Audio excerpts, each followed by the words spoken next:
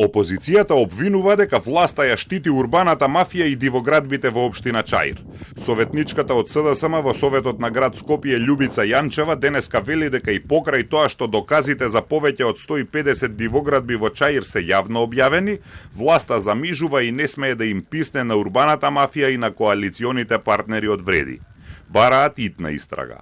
Станува збор за масовна урбана мафија. Над 150 објекти изградени без дозвола, без основни услови за безбедност, без гаранција за запазени стандарди во градењето. Објекти за кои постои основано сомневање дека се надиво приклучени и во мрежата на ЕВН. А што прави МВР на Тошковски? Што прави власта на ВМРО ДПМН? Нема абер за отварање постапки против никого. Министерот Панче Тошковски замижува, Мицковски не смее да писне.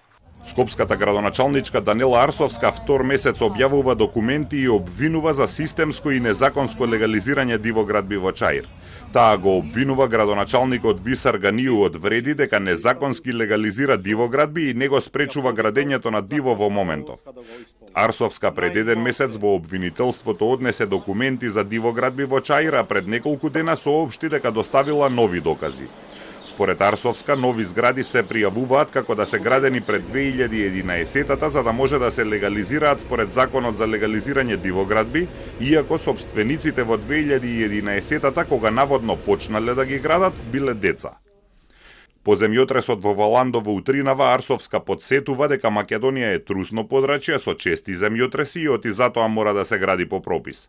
Таа објавува фотографии од последиците од земјотресите во Драчи во Адана како предупредување каква опасност се објектите што не се изградени по пропис, посочувајќи нелегално изградена 12-катница во Чаир.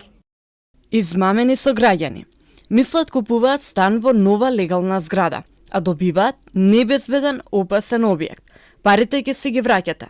12 ката, без безбедност, без проект, без архитектура, без статика. Малтретирате луѓе со години со документи за доградба или гаража, за да ги оценувате за имотот на кој подоцна градите згради дивоградби.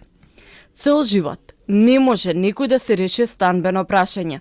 Вие лажете дека на 5 години некој градал и го правите милионер со цела зграда собственост.